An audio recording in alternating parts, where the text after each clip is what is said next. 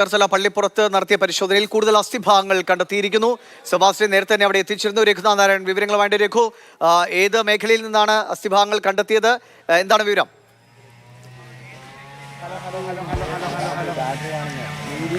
നമ്മളിപ്പോൾ ദൃശ്യങ്ങളിൽ ഒരു JCB മണ്ണുമാന്തി യന്ത്രത്തിൻ്റെ കൈ കാണാം. ആ ഭാഗത്ത് നിന്നാണ് മൃതദേഹാവശിഷ്ടങ്ങൾ എന്ന് സംശയിക്കുന്ന ചില വസ്തുക്കൾ പോലീസ് കണ്ടെത്തിയത്. ഇതിന് ഏകദേശം ഒരു 25 മീറ്റർ മാറിയാണ് കഴിഞ്ഞ ദിവസം മൃതദേഹാവശിഷ്ടങ്ങൾ കണ്ടെത്തിയത്. എന്തായാലും കൃത്യമായി സ്പോട്ട് ചെയ്തതിനു ശേഷമാണ് പോലീസ് ഈ അന്വേഷണത്തിലേക്ക് അല്ലെങ്കിൽ ഈ തിരച്ചിലേക്ക് ഇറങ്ങിയത് എന്ന് വേണം നമ്മൾ ഈ ഘട്ടത്തിൽ മനസ്സിലാക്കാൻ. പുല്ല് വെട്ടുന്നു, അതിന് പിന്നാലെ മണ്ണുമാന്തി യന്ത്രം വരുന്നു.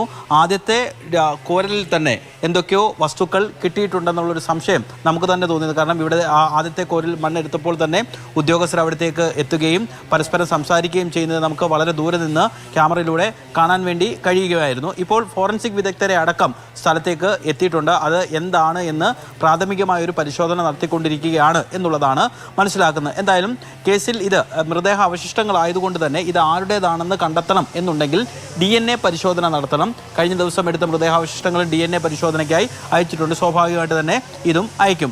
എന്തായാലും ഈ കേസിൽ വീണ്ടും ഒരു നിർണായകമായ എന്തെങ്കിലും ഒരു തെളിവ് കിട്ടി എന്ന് വേണം നമ്മൾ ഈ ഘട്ടത്തിൽ മനസ്സിലാക്കാൻ. പുല്ല് വെട്ടുന്ന ജോലികളും മണ്ണ് മാറ്റുന്ന ജോലികളും ഇവിടെ തുടർന്നുകൊണ്ടിരിക്കുകയാണ്. മുതിർന്ന ഉദ്യോഗസ്ഥരുടെ സാന്നിധ്യത്തിലാണ് ഇപ്പോൾ ഈ ജോലികളെല്ലാം അല്ലെങ്കിൽ ഈ തെളിവെടുപ്പ് മറ്റ് പരിശോധനകളെല്ലാം നടന്നുകൊണ്ടിരിക്കുന്നത്. രഘു, ഇപ്പോൾ സാധാരണ രീതിയിൽ മണ്ണ് ഇളകി കിടക്കുന്ന ഭാഗങ്ങൾ അല്ലെങ്കിൽ സാധാരണ ഉള്ള അത്ര പുല്ലോ ചെടികളോ ഇല്ലാത്ത ഭാഗം, ഇതൊക്കെ ആയിരിക്കുമല്ലോ പെട്ടെന്ന് സംശയത്തിന്റെ ഒരു ദൃഷ്ടിയിൽ വരാൻ സാധ്യത. അങ്ങനെ കൂടുതൽ സ്പോട്ടുകൾ എന്തെങ്കിലും പോലീസോടെ മാർക്ക് ചെയ്തിട്ടുണ്ടോ? അങ്ങനെയാണോ പരിശോധന നടക്കുന്നത്?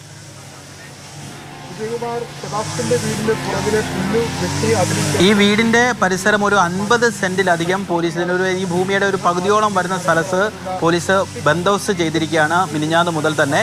കാരണം ഞാൻ നേരത്തെ പറഞ്ഞതുപോലെ തന്നെ നമ്മൾ കുറച്ചുകൂടെ അടുത്തായിരുന്നു ആ മണ്ണുമാന്തി യന്ത്രത്തിന് ഇപ്പോഴുള്ള ദൂരത്തേക്കാൾ കുറച്ചുകൂടെ അടുത്തായിരുന്നു നമ്മൾ ആദ്യം വന്നപ്പോൾ ക്യാമറ വെച്ചിരുന്നത്. പക്ഷേ ഈ പരിശോധന ആരംഭിക്കുന്നതിന് മുമ്പായി പോലീസ് ഉദ്യോഗസ്ഥർ എത്തിയിട്ട് മാറി നിൽക്കണം. ഇവിടെ ഒക്കെ ഒരു പക്ഷേ പരിശോധന നടത്താനുള്ളൊരു സാഹചര്യമുണ്ട്. അതുകൊണ്ട് തെളിവുകളൊക്കെ ചിലപ്പോൾ നഷ്ടപ്പെട്ടേക്കാം. അതുകൊണ്ടാണ് മാധ്യമപ്രവർത്തകരെ അവിടെ നിന്ന് മാറ്റുന്നതെന്നുള്ളൊരു വിശദീകരണമാണ് പോലീസ് ഉദ്യോഗസ്ഥർ നൽകിയത്. വീടിന്റെ പിറകുവശത്ത്, അതായത് സെബാസ്റ്റ്യന്റെ വീടിന്റെ പിറകുവശത്ത് പടിഞ്ഞാറ് വശത്തായിട്ട് വീടിനോട് ഒരു 10-20 മീറ്റർ ചേർന്നാണ് കുഴിയെടുക്കുകയും അതിൽ നിന്ന് മൃതദേഹാവശിഷ്ടങ്ങൾ എന്നാണ് നമ്മൾ ഇവിടെ നിന്ന് സംശയിക്കുന്നത്. അത്തരത്തിലുള്ള കേസിന് ചിലപ്പോൾ ഒരുപക്ഷെ നിർണായക തെളിവാകാവുന്ന വസ്തു വീണ്ടെടുത്തിരിക്കുന്നത്. ഇതിനുശേഷവും മണ്ണുമാന്തി യന്ത്രം നേരത്തെ മൃതദേഹാവശിഷ്ടങ്ങൾ കണ്ടെത്തിയ സ്ഥലത്തിന് സമീപത്തേക്കാണ് മണ്ണുമാന്തി യന്ത്രം മാറ്റിയിരിക്കുന്നത്.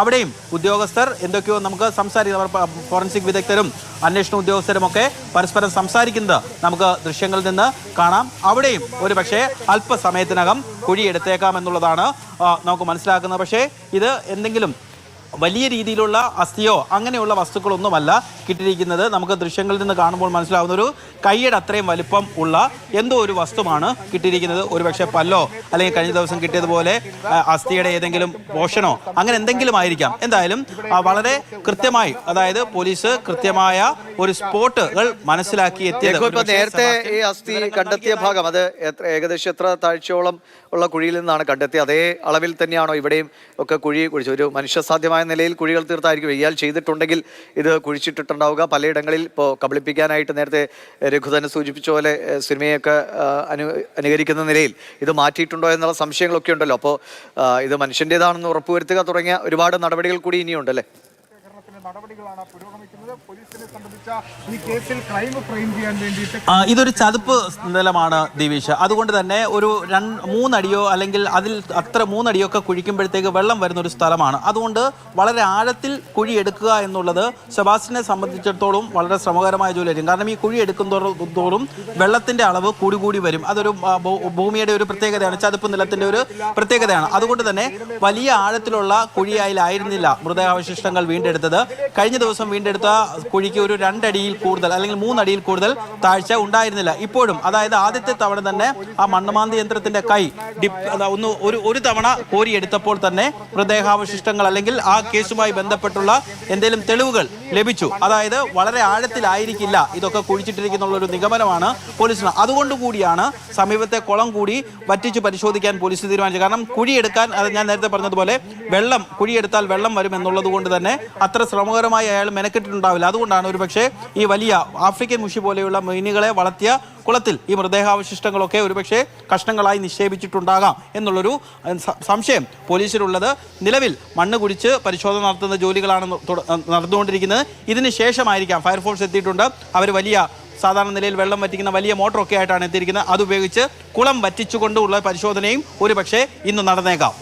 അതായത് പോലീസ് അരിച്ചുപെറുക്കി പരിശോധന നടത്തുമ്പോൾ പോലീസിന് മുന്നോട്ട് പോകാൻ തക്ക വിധമുള്ള ചില കാര്യങ്ങൾ കിട്ടിവരുന്നു അല്ലേ? അതുകൊണ്ട് ആ കേസ് കോൺസെൻട്രേറ്റ് ചെയ്ത് അന്വേഷിക്കുക എന്നാണ് നിലവിൽ തീരുമാനിച്ചിരിക്കുന്നത്. അതെ, പക്ഷേ എത്രത്തോളം മുന്നോട്ട് പോകാൻ പറ്റുന്ന ഒരു സംശയം അപ്പോഴും നിലനിൽക്കുന്നുണ്ട്. ഒന്ന്, ഈ അസ്ഥികൂടം ആരുടേതാണ് എന്ന് കണ്ടെത്തണമെന്നുണ്ടെങ്കിൽ ജൈനമ്മയുടേതാണോ, ബിന്ദു പത്മനാഭൻ്റേതാണോ, അല്ലെങ്കിൽ ഐഷയുടേതാണോ എന്ന് കണ്ടെത്തണമെന്നുണ്ടെങ്കിൽ DNA പരിശോധനാ ഫലം വരേണ്ടതുണ്ട്. സെബാസ്റ്റ്യൻ വിദഗ്ധനായ ക്രൂരനായ ഒരു കൊലപാതകി ആയതുകൊണ്ട് തന്നെ നമ്മൾ ദൃശ്യം മോഡലിലൊക്കെ കണ്ടിട്ടുള്ള പോലെ ഏതെങ്കിലും രീതിയിലുള്ള മാൽ പ്രാക്ടീസുകൾ, അതായത് ഏതെങ്കിലും ഘട്ടത്തിൽ അന്വേഷണ സംഘം എത്തുമ്പോൾ അവരെ തെറ്റിദ്ധരിപ്പിക്കാൻ, അന്വേഷണം വഴിതിരിച്ചു വിടാൻ പറ്റുന്ന ഏതെങ്കിലും കൃത്രിമം കാണിച്ചിട്ടുണ്ടോ എന്നുള്ളൊരു സംശയം അന്വേഷണ സംഘത്തിനുണ്ട്.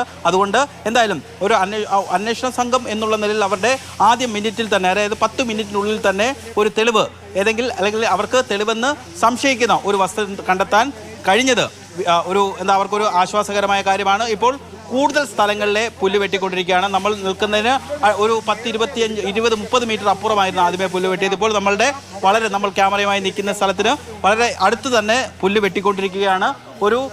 ധാരാളം സ്ഥലത്തെ പുല്ല് വെട്ടുന്നുണ്ട്. അതായത് സെബാസ്റ്റ്യൻ്റെ വീടിന് ഒരു 50 മീറ്ററോളം പരിസരത്തെ പുല്ലാണ് വെട്ടിക്കൊണ്ടിരിക്കുന്നത്. മണ്ണുമാന്തി യന്ത്രവും അവിടെ ഉണ്ട്.